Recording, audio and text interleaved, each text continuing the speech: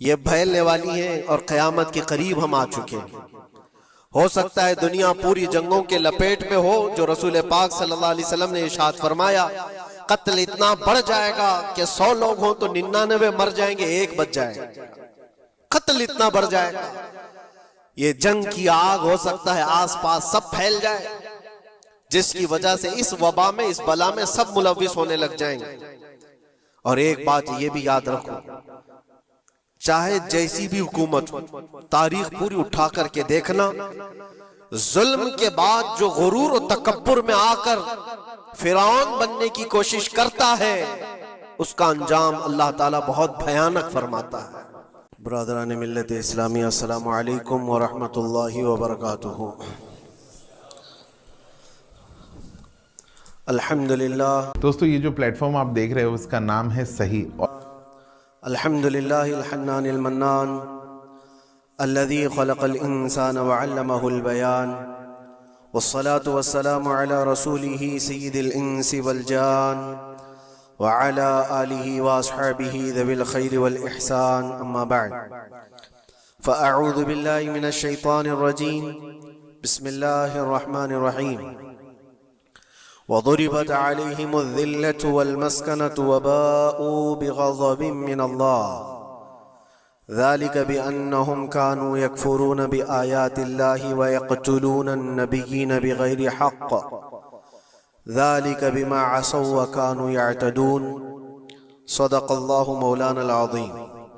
بارگاہ رسالت محب صلی اللہ علیہ وسلم میں درود پاک کا ہدیہ پیش کر لیں۔ اللہم صلی علی سیدنا و مولانا محمد معدن الجود والکرم وآلہ واصحابہ الکرام وابنہ الکریم وبارک وسلم صلاة دائمة سرمدا ابدا۔ اقبال نے کہا ہے، ستیزہ کار رہا ہے ازل سے تا امروز، شرار بولہبی سے چراغ مصطفی۔ مطلب یہ ہے کہ شروع کے دنوں سے ہی اس کائنات میں، اس دنیا میں ایک معرکہ چلتا آ رہا ہے۔ معرکہ مطلب جنگ، مقابلہ۔ وہ کس چیز کا ہے؟ اقبال کہتا ہے ستیزہ کار رہا ہے ازل سے تا امروز، شروع سے لے کے آج تک ایک مقابلہ چلتا آ رہا ہے۔ وہ مقابلہ کس کا ہے؟ شرار بولہبی سے چراغ مصطفی کا۔ مصطفیٰ کریم صلی اللہ علیہ وسلم کی چراغ کی روشنی کا مقابلہ ابو لہب کی شرارتوں کے ساتھ۔ تو ایک تو یہ کہ استعارہ ہے، اس سے پہلے بھی فرعون و موسیٰ کا، نمرود و ابراہیم کا علیہم السلام، یہ مقابلہ اس روئے ارضی پر چلتا رہا اور حق و باطل کے معرکے ہوتے رہے اور ہوتے بھی رہیں گے۔ فی زمانہ ہم جو حالات دیکھ رہے ہیں پوری دنیا میں، آج جنگوں کے حالات جو پیش کیے جا رہے ہیں، لوگ تو اب یہ خبریں ایسے سن رہے ہیں، کسی کے ہاں بم گرنے کی، میزائل گرنے کی، تو ایسا لگ رہا ہے جیسے بچے پٹاخے پھوڑ رہے ہیں۔ لوگ یہاں خبریں لے کر کے مزے لے لیتے ہیں، پھر فارورڈ کر دیتے ہیں۔ موت اتنی آسان ہو گئی ہے کہ اللہ کے نبی صلی اللہ علیہ وسلم نے 1400 سال پہلے یہ ارشاد فرمایا تھا کہ ایک زمانہ آئے گا کہ حرج بڑھ جائے گا۔ تو صحابہ نے پوچھا تھا یہ حرج کیا ہے؟ تو حضور اکرم صلی اللہ علیہ وسلم نے ارشاد فرمایا تھا کہ قتل بہت زیادہ ہوگا، ایک دوسرے کا قتل اتنا زیادہ ہونے لگے گا کہ لوگ اس کی پرواہ بھی نہیں کرتے۔ آج مجھے آج بتاؤ، دنیا پوری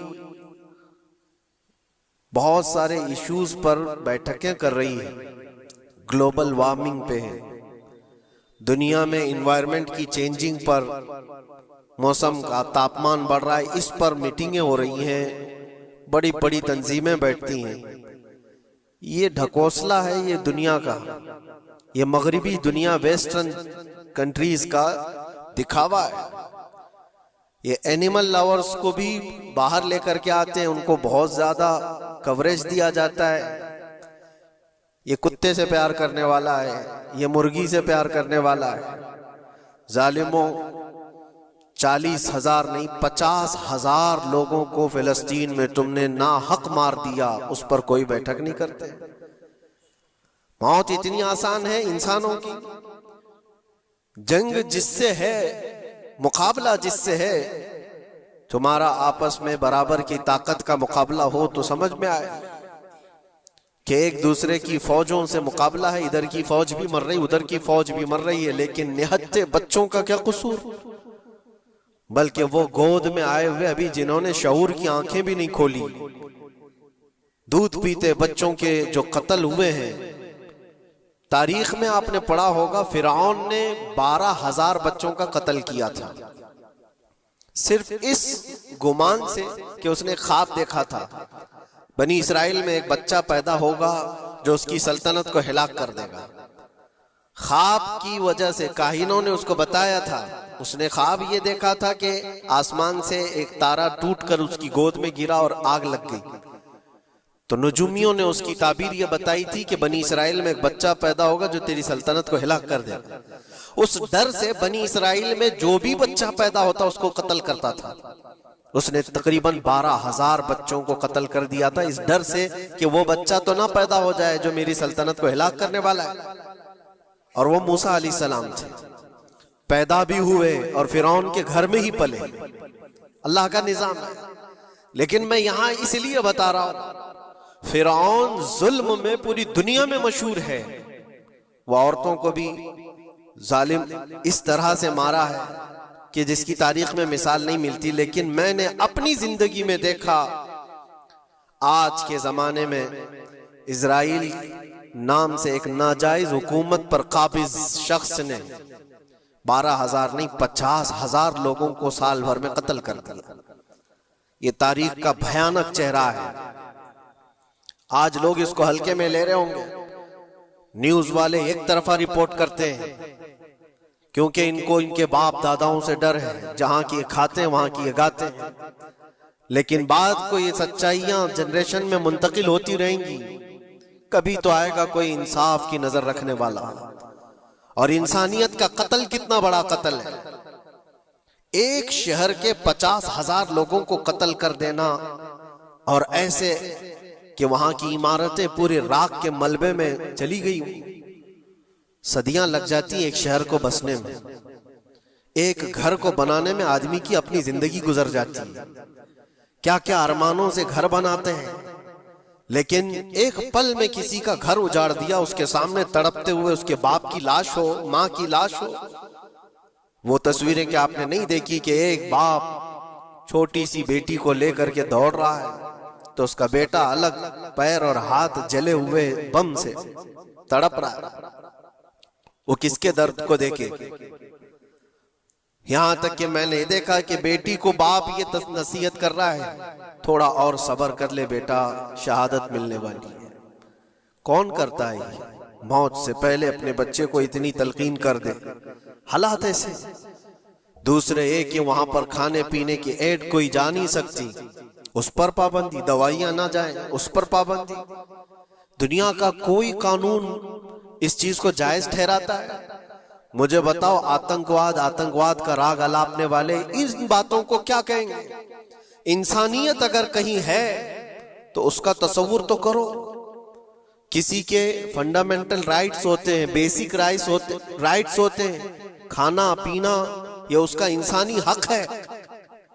دشمنی تم سے جن کی ہے ان کے ساتھ مقابلہ کرو، عام شہریوں کے ساتھ نہیں۔ مخبر صادق رسول اکرم صلی اللہ تعالی علیہ وسلم کی تعلیمات دیکھو، جہاد کو لے کر جو پروپیگنڈا تم پھیلاتے ہو اور ہر چیز کو جہاد کا لفظ دے کر کے ایک ایسا نیریٹو کریٹ کرتے ہو کہ لوگوں کے دماغ میں ایک پروپیگنڈا پھیل جائے۔ آؤ میں سناتا ہوں، رسول پاک صلی اللہ تعالی علیہ وسلم جب صحابہ جہاد میں جاتے تو ان کو کن باتوں کی تلقین کرتے تھے؟ سب سے پہلے مجاہدین صحابہ سے کہتے جس جگہ تم جا رہے ہو مقابلہ تمہارا جن کے ساتھ ہے انہی سے مقابلہ کرنا، جو تمہارے خلاف تلوار اٹھائے اس کے خلاف تم تلوار اٹھاؤ، اور راستوں پر بیٹھے ہوئے بوڑھوں کو ہاتھ نہ لگانا، کسی عورت کے ساتھ چھیڑ چھاڑ نہ ہو، حاملہ عورتیں اگر قید میں آ جائیں تو انہیں چھوڑ دینا، یہ حضور پاک صلی اللہ علیہ وسلم کی تعلیمات ہیں۔ حتیٰ کہ رسول کریم صلی اللہ علیہ وسلم نے فرمایا جس شہر میں تمہارا غلبہ ہو جائے، تم غالب آ گئے وہاں کی فوج پر، تو وہاں کے رہنے والوں کے بچوں کو نہ ظلم کرنا، ان کو نہ پکڑنا۔ پھر تعلیمات میں یہ ہے وہ چاہے جس مذہب کے بھی لوگ ہیں ان کے معبدوں کو، ان کی عبادت گاہوں کو ختم نہیں کرنا، ان کی عبادت گاہوں کو توڑ پھوڑ نہ کرنا جس شہر میں تم جا رہے ہو۔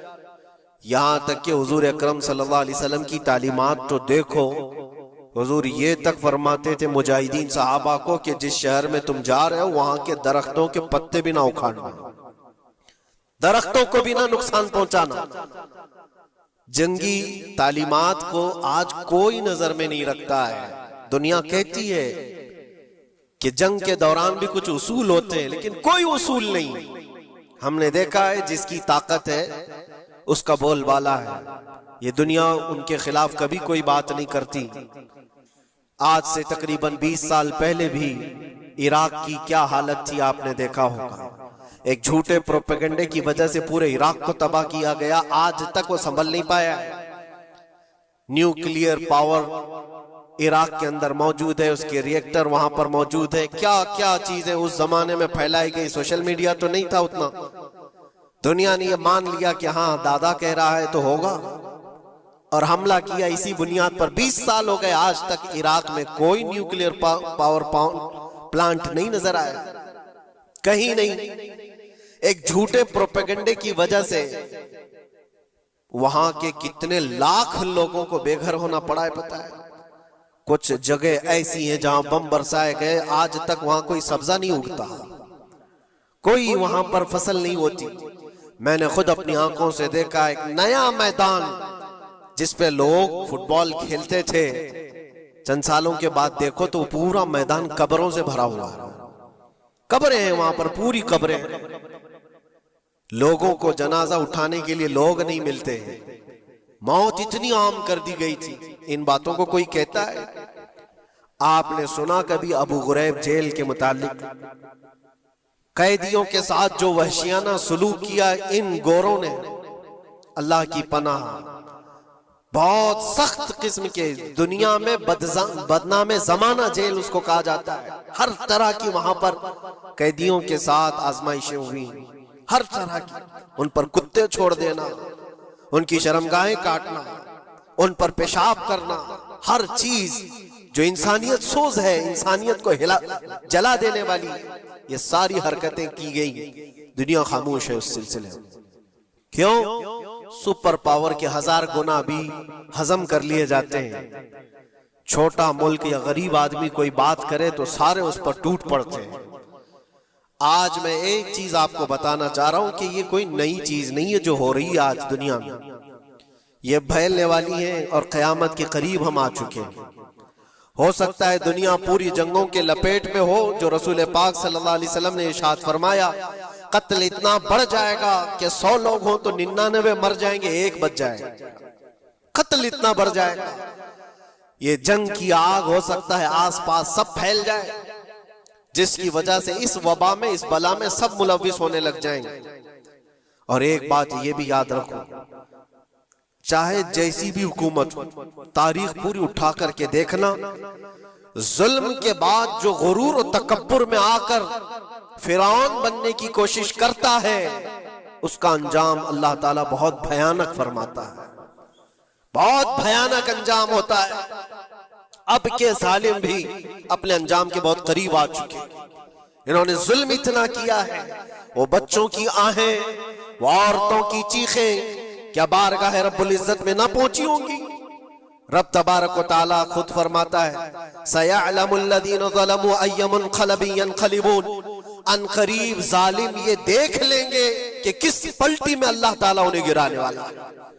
جو جال وہ اپنے دشمنوں کے لیے بنتے ہیں، اللہ تعالیٰ اسی جال میں ان کو پھنساتا ہے۔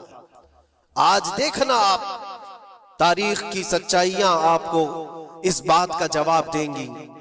ظالم یہ سمجھتا ہے کہ میں خدا کے برابر ہو چکا، مجھے کوئی بھی ہلاک نہیں کر سکتا، اللہ تعالیٰ فرماتا ہے اینما تکونوا یدرککم الموت ولو کنتم فی بروج مشیدہ، تم مضبوط قلعے میں کیوں نہ بیٹھے ہو، موت تمہارے پاس آ کر پکڑ لے گی۔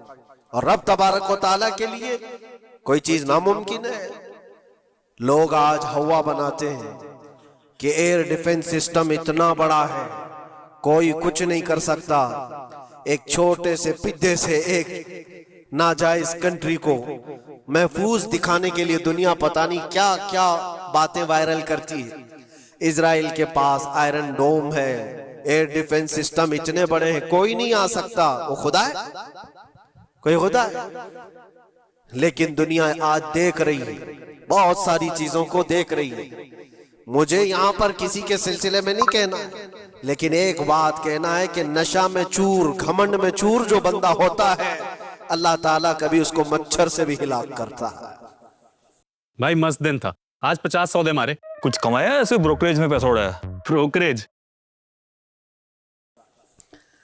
بہت بڑی طاقت کا اس سے مقابلہ ہونا ضروری نہیں، تمہارے پاس ہوگا بہت بڑا سسٹم، لیکن رب تبارک و تعالیٰ جب انتقام لے لے تو پھر تمہارے لیے بہت بڑی طاقتوں کی ضرورت نہیں۔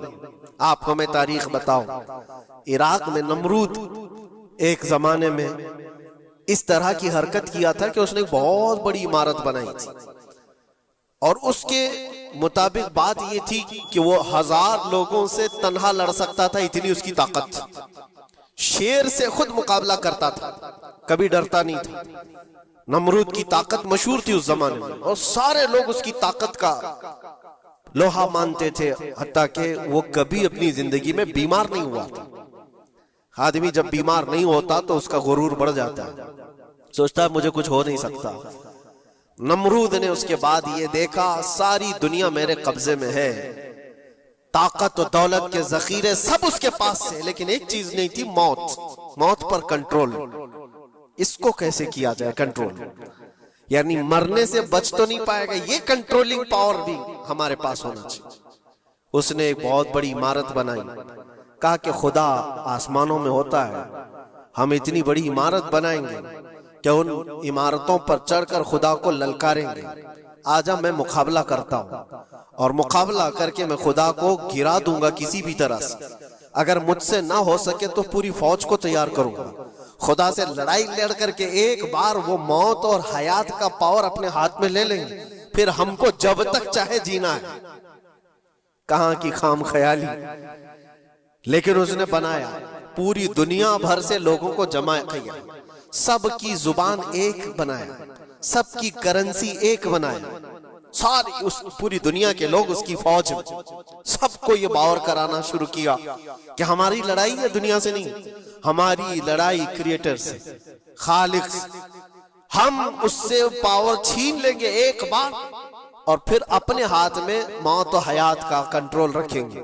جس کو جتنی لمبی عمر چاہیے میں دوں گا، جس کو جب تک جینا ہے میں دوں گا، ازل سے لے کر ابد تک۔ یہ سارے خیالات اس کے تھے، اور اس نے جمع کیا، عمارت بھی بنایا، فوج بھی تیار کیا۔ کیا رب تبارک و تعالیٰ یہ نہیں دیکھ رہا تھا؟ اس کی تیاری، اس کا جمع کرنا، اس کی عمارت بنانا، بہت دنوں تک یہ سب کام چلتا رہا۔ رب تبارک و تعالیٰ کسی سے غافل نہیں، دلوں میں گزرنے والے حالات سے بھی بے خبر نہیں، لیکن بندے کو رب تبارک و تعالیٰ ڈھیل دیتا ہے۔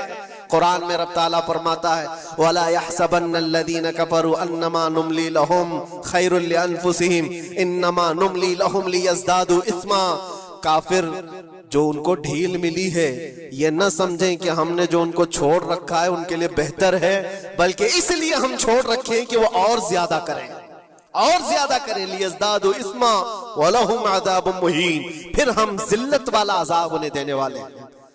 یہ مت سمجھ لو کہ رب تبارک و تعالیٰ ان سب چیزوں سے بے خبر ہے۔ نمرود اتنا سب کرتا رہا، اللہ نے اس کو چھوڑ رکھا، بنا لے لمبی عمارت، بنا فوج بھی بنا لی، ساری چیزیں بنا لیا، مقابلے کے لیے اس نے دن بھی طے کر لیا۔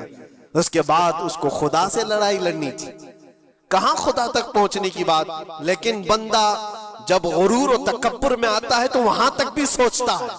اسے موت پر کنٹرول حاصل کرنا تھا، بس یہ ایک چیز تھی۔ پھر جب وہ دن آیا، کتابوں میں ملتا ہے اللہ تبارک و تعالیٰ نے فرشتے اس کی جو تعداد ہے اس کا کسی کو علم نہیں۔ بارش کے جتنے قطرات گرتے ہیں نا، ایک ایک فرشتہ بوند لا کر رکھتا ہے۔ اب آپ اندازہ کر سکتے ہیں فرشتوں کی تعداد کتنی ہو سکتی۔ اس میں جو بڑے فرشتے ہیں وہ جبرائیل، میکائیل، اسرافیل اور اسرائیل علیہم السلام، جو سردار ملائکہ ہیں، فرشتے ہیں، ان کے اپنے اپنے کام ہیں، بہت پاورفل فرشتے ہیں۔ ان کی بات نہیں کر رہا، کسی ایک عام فرشتے کو رب تبارک و تعالیٰ نے بلایا اور فرمایا جاؤ زمین پر، ہمارے ایک بندے نے ہم سے لڑائی کا ارادہ کر لیا ہے، اس کی طاقت و قوت اور اس کی جمع شدہ ساری چیزوں کو دیکھ کر کے آؤ۔ وہ فرشتہ زمین پر آیا، جس جگہ پر اس نے یہ سب جمع کیا تھا، فرشتہ اتر کر صرف اپنے پیر ہلایا تھا، پوری عمارت بھسم ہو گئی۔ کچھ نہیں کیا تھا، اس کی بنائی ہوئی عمارت بھسم ہو گئی۔ جتنی فوج جمع کیا تھا سب کیڑے مکوڑوں کی طرح مر گئے، اور سب کی زبانیں مختلف ہو گئی، کوئی ایک دوسرے کو پہچان نہیں پا رہا۔ یہ منٹوں کی بھی بات نہیں تھی، سیکنڈوں کی بات تھی۔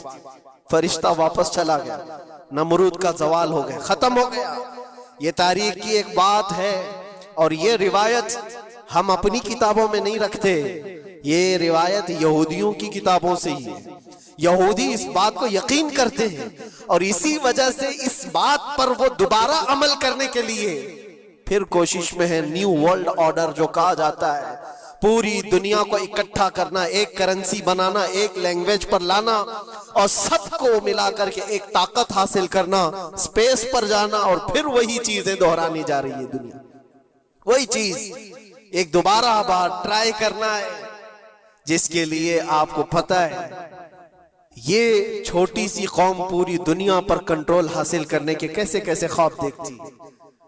اگر آپ جائیں، اسلام دشمنی تو ان کی پرانی ہے، لیکن یہ جو 50,000 لوگوں کا قتل ہے، یہ صرف اور صرف ان کے اپنے ایک چھوٹے مقصد کے لیے۔ ہو سکتا ہے بہت ساری باتیں، غزہ پٹی ایک ہی علاقہ بچا ہوا ہے فلسطین کا، باقی سب تو یہ قبضہ کر چکے۔ 1947 کے بعد، 48 کے بعد چھوٹا سا حصہ جو باقی غزہ پٹی، جس کی 20 لاکھ کی آبادی، اس علاقے پر اتنی زیادہ کیوں کرورتا ہے؟ کیوں؟ باقی سب جگہ پر، اور بھی دیگر جگہ پر، یروشلم میں، ویسٹ بینک میں، کئی جگہوں پر مسلمان آباد ہیں۔ یہ غزہ کے لیے کیوں اس قدر سختیاں ہیں؟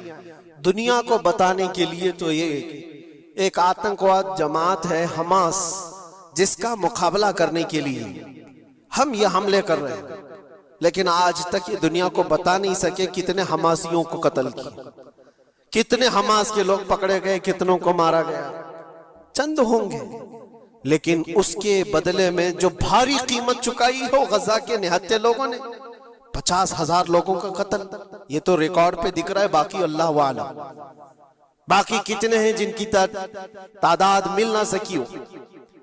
بعض دانشوروں نے یہ بھی بتایا اس کو صرف اور صرف ایک کینل بنانا ہے جو دنیا کی ٹریڈنگ پر قبضہ حاصل کرنے کے لیے۔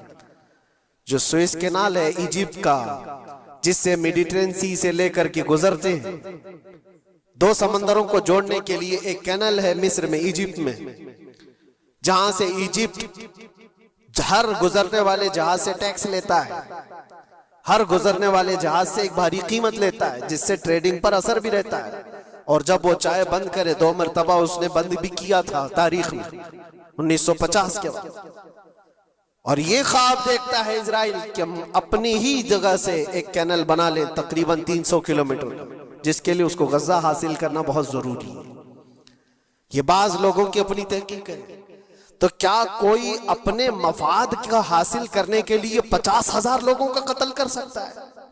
دنیا کو یہ بھیانک چہرہ بھی تو معلوم ہونا چاہیے۔ اگر ان کو کوئی راستہ بنانا ہے تو اس کے لیے انسانیت کا قتل کرنا۔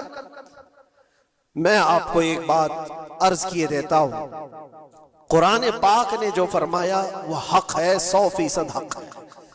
اللہ نے فرمایا، میں نے خطبے کے بعد جو آیت پڑھی، وَضُرِبَتْ عَلَيْهِمُ الذِّلَّةُ وَالْمَسْكَنَةُ، اللہ فرماتا ہے ان پر ذلت اور غربت لکھ دی گئی ہے۔ کس پر؟ یہودیوں کے متعلق۔ وَبَاءُوا بِغَضَبٍ مِّنَ اللَّهِ، اور اللہ کے غضب میں رہیں گے وہ ہمیشہ۔ آپ سورہ فاتحہ میں پڑھتے ہیں نا غیر المغضوب علیہم ولا الضالین۔ مغضوب کا مطلب کیا ہے؟ جن پر اللہ کا غضب ہوا، اور وہ یہود قوم ہے۔ قرآن پاک کی میں آپ کو بات بتا رہا ہوں، اور اللہ تعالیٰ فرماتا ہے وجہ کیا ہے؟ ذالک بأنہم کانوا یکفرون بآیات اللہ، وہ اس لیے کہ اللہ کی نشانیوں کو ٹھکراتے ہیں، وَيَقْتُلُونَ النَّبِيِّينَ بِغَيْرِ حق، اور اللہ کے نبیوں کو ناحق قتل کرتے ہیں۔ اب دنیا کو یہ افسوس ہو رہا ہوگا، جیسے میں نے ابھی بتایا 50,000 لوگوں کا قتل وہاں کر دیا، ایران میں گھس گیا، شام میں گھس گیا، لبنان میں گھس گیا، ہر جگہ مار مار مار اور لوگوں کا قتل۔ میرے عزیزو، یہ تو عام لوگوں کا قتل ہے، اور قرآن یہ کہتا ہے یہ وہ قوم ہے جو اللہ کے نبیوں کو قتل کرتی تھی۔ اور تاریخ میں ہے تقریباً 10,000 نبیوں کو انہوں نے قتل کیا ہے، 10,000 نبیوں کو انہوں نے قتل کیا ہے، صرف اپنی من مانی بات نہ پائے جانے کی وجہ سے۔ حضرت زکریا علیہ السلام کی بات معلوم ہے، یہ تو بیت المقدس کے متولی تھے۔ زکریا علیہ السلام بیت المقدس کے امام تھے، جن کا ذکر ہے قرآن پاک میں۔ حضرت زکریا علیہ السلام کے پیچھے یہی قوم جو ان کی امت میں تھی، یہودیوں کے لیے بھی وہ مقدس نبی تھے، لیکن ان ظالموں نے حضرت زکریا علیہ السلام کو دشمنی میں رکھ کر کے ایسا قتل کیا تھا، اللہ اکبر۔ زکریا علیہ السلام ان سے بھاگ کر کے نکلے تھے، اور ایک درخت کو جا کر کہا اے درخت کھل جا، میں تجھ میں آتا ہوں۔ درخت کھل گیا، حضرت زکریا علیہ السلام اس میں اندر چلے گئے، درخت پھر بند ہوا۔ تاریخ میں موجود ہے، ابلیس لعین نے، شیطان مردود نے یہودیوں کو راستہ بھی بتایا اور درخت بھی بتایا کہ اس کے اندر زکریا چھپے ہوئے، اس کے اندر زکریا ہے۔ یہودیوں نے تیز آری لے کر کے درخت کو اوپر سے کاٹنا شروع کیا کہ درخت کے 2 ٹکڑے ہوں گے تو زکریا علیہ السلام تک بھی پہنچ جائیں گے۔ انہوں نے آری سے کاٹتے کاٹتے کاٹتے ان کے سر تک پہنچا دیا، اور جب حضرت زکریا علیہ السلام کو اپنے سر کے اوپر سے کٹنے کی آواز آنے لگی تو آپ سوچا کہ اب یہ آری سے پورا کٹ جائے گا۔ اللہ تعالیٰ کی طرف سے ندا آئی، اے زکریا صبر کر لو، اگر تم اس پر آواز نکالو گے تو صبر والوں میں سے تمہارا نام نکل جائے گا۔